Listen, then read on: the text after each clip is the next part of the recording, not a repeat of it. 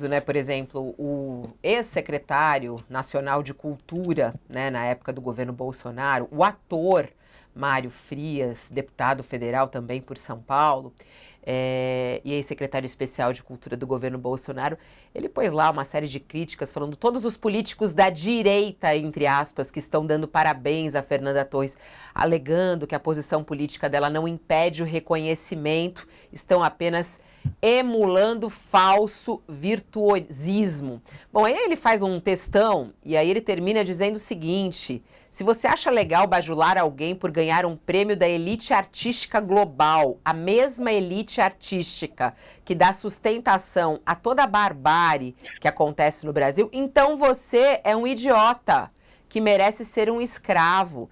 Servilismo não é moderação, é covardia indigna. É o que escreveu aí o ex-secretário de Cultura do governo Bolsonaro. E tem outros políticos também que estão utilizando as redes sociais para fazer essas críticas. Um deles foi o vereador mais votado em São Paulo, o Lucas Pavanato, e também foi lá às redes sociais que postou um vídeo e ele falando assim: olha, eu espero que você aí que está criticando também observe a ditadura que estamos vivendo hoje no país.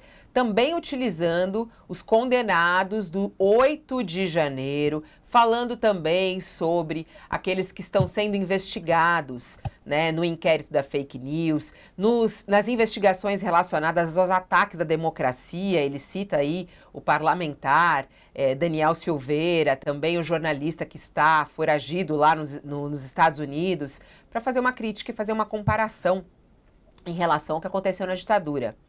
E o que é curioso é que esses políticos aí da direita estão reclamando, falando que a própria Fernanda Torres deveria sair em defesa dos condenados do 8 de janeiro. Faz algum sentido, Thales, fazer esse tipo de comparação ao que aconteceu na ditadura com o que aconteceu no 8 de janeiro? É completamente torto o discurso. É uma narrativa completamente torta. É a especialidade dessa turma. Você veja, por exemplo, o texto do Mário Frias. É um texto violento, violento, com ódio. O texto também do deputado de São Paulo. Eles têm uma carga de ódio muito grande, e de violência. Esse deputado Daniel Silveira, eu convivi com ele aqui no Congresso, era um sujeito também dado à violência.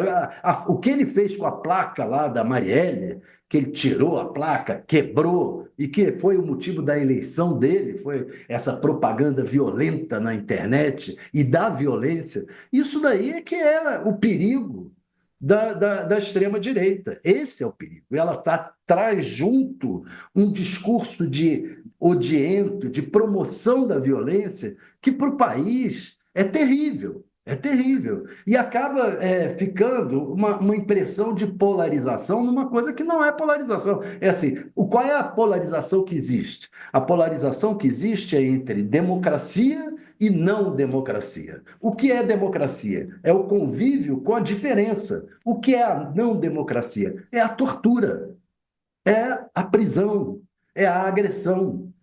Isso não é uma polarização. Isso é um fato. Você tem dois tipos de visão de mundo. Mas não estou. Aí, quando você diz, não, é polarizado como se os dois fossem iguais, como se quem defende a democracia, a paz, estivesse também estivesse polarizando. Não estamos polarizando, diriam os democratas. Estamos defendendo que as pessoas possam pensar de várias formas. Só isso.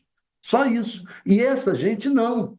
Eles são violentos e fazem um discurso violento. O que eles têm? Eles conseguiram eco nas redes sociais.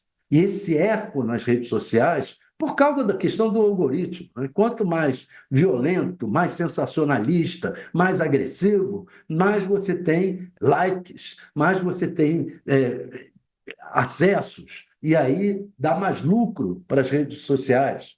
Então é uma loucura, porque aí encontraram um ambiente ideal para esse tipo de discurso. E a sociedade está tonta com isso. Tonta há já algum algum tempo. Nós estamos tendo eleições agora marcadas pelo aparecimento de pessoas violentas. O Pablo Marçal, o que ele fez foi provocar, provocar, provocar até a violência eclodir. A violência está eclodindo nas ruas. Nas ruas, você está vendo um secretário ser morto, subsecretário, secretário adjunto, aí de São Paulo, ser morto por um policial agressivo. E uma polícia agressiva, uma polícia que foi incentivada a ser agressiva nos últimos tempos. Então é preciso agora que essa gente, e que nós todos, e que a sociedade entenda, olha, não dá mais para ter esse discurso de violência. Quem tiver tem que ser afastado do convívio. Esse Mário Frias, esse discurso dele, uma coisa é você festejar, como a Fernanda Torres está festejando, festejar a vitória da democracia, festejar, a gente está relembrando um momento triste, mas relembrando para mostrar, olha, isso aí não pode voltar mais. Uma coisa é você festejar, outra coisa é você sair agredindo, inventando, saindo com fake news. O Bolsonaro está aparecendo com fake news agora também, dizendo que e a Lei Rouanet, não tem nada a ver a Lei Rouanet, esse filme não usou Lei Rouanet. É impressionante, eu fico realmente impressionado e impressionado como a gente acaba se deixando enganar por esse tipo de gente, mais ou menos, porque está começando a entrar água nesse barco deles. O problema são as bolhas, né, Sakamoto? Você que analisa também muito as redes sociais, quando a gente vê esse post do Mário Frias, ele segue com muitos likes e muita gente compartilha e outras pessoas têm falado a mesma coisa, né, pelas redes sociais, querendo fazer esse tipo de comparação. Né, e saindo em defesa com os condenados do 8 de janeiro. Agora, tem alguma coisa a ver o 8 de janeiro com o que se passa no filme? Fernanda Torres deveria falar sobre o 8 de janeiro, quer dizer, são coisas um pouco absurdas, né? Até que ponto isso acaba deseducando as pessoas? Como é que você analisa? Bem, primeiro que o pessoal é esperto, parabéns extremistas, né? Claro, né? A gente tem que reconhecer que a tática deles de manter o rebanho sempre próximo é bastante eficaz para o rebanho, como você bem disse, para a bolha, né?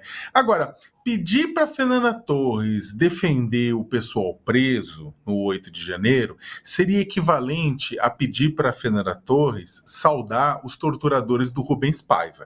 A comparação é essa, né? Por quê? Vamos colocar da seguinte forma. O que o pessoal do 8 de janeiro está preso por quê? Vamos lá. Uma chance. Vamos lá, gente. Para quê? Por quê? Por conta que tentaram ajudar a dar um golpe de Estado no 8 de janeiro, como parte de um processo maior. Eles são os criminosos nesse sentido.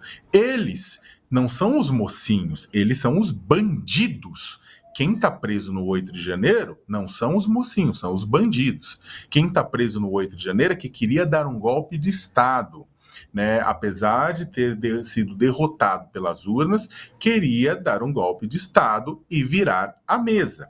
Quem é que entrou no poder através de uma viração de mesa e permaneceu através dessa forma por 21 anos? A ditadura militar de 64, da qual, inclusive, o próprio ex-presidente Jair Bolsonaro é tributário, elogia. Ele surge do caldo de 64, principalmente da área mais funestra, da área mais sombria de 64, né?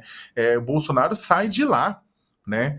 Então, o que acontece? Ele brota nesse terreno. Então, em resumo, novamente, o pessoal, a comparação seria o que o bolsonarismo quer? O bolsonarismo quer que Fernanda Torres bata palma para o torturador do Rubens Paiva, né? Para aquele, na verdade, que manteve Eunice Paiva presa. Essa é a comparação possível com o pessoal do 8 de janeiro.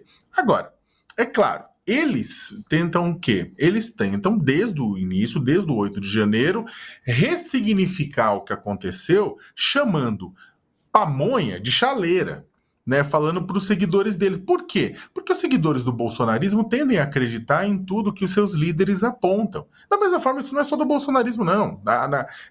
Dentro do PT tem muita gente assim, dentro de outros grupos, né, seguidores do Ciro tem muita gente assim, seguidores do Lula tem muita gente que acredita piamente no Trump, tem isso, no Maduro na Venezuela tem isso, que são aqueles seguidores mais ferrenhos que não fazem uma crítica.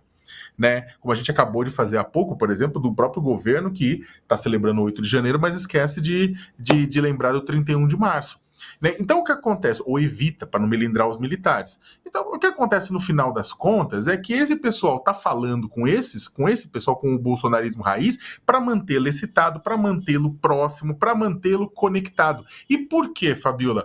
Porque todo esse processo, toda essa agitação popular no Brasil inteiro, na expectativa da premiação da Fernanda e depois na celebração da premiação da Fernanda, foi um estouro. Teve gente de direita, de esquerda, teve muita gente que veio e celebrou, tem gente sem posicionamento político, de centro, a gente celebrou pelos motivos mais diferentes do mundo. Foi uma final de Copa do Mundo. Com a diferença que o Brasil já ganhou 5 Copas do Mundo e nunca tinha ganho um Globo de Ouro na categoria dela, de atriz. Então, o que é que acontece? Muita gente, aquilo foi avassalador nas redes sociais. Aquilo dominou tudo nas redes sociais. Aquilo atropelou qualquer coisa, qualquer discurso estava sendo tocado pela direita. A direita teve que reagir para tentar fazer o quê? Salvar o rebanho, botar uma cerquinha e falar, olha, não olhem para o outro lado da cerca. Na verdade, o que aconteceu é isso. Eles estão tentando blindar o rebanho deles desta ação avassaladora de comunicação espontânea e orgânica, que foi o Globo de Ouro para Fernanda. Mais um intervalo para quem está conosco na TV, voltamos já já.